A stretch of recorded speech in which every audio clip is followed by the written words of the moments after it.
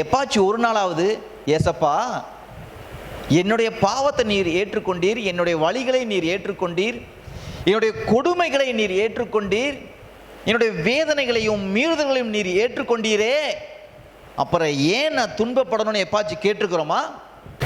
சிலுவை என்பது ஒரு தண்டனைக்கு உண்டான இடம்.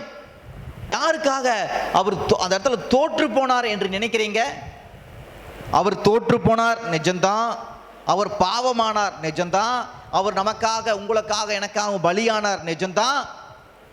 ஆனால் தன்னுடைய பிள்ளைகள் வெற்றியாய் வாழும்படி அத்தனையும் வாங்கி கொண்டார்.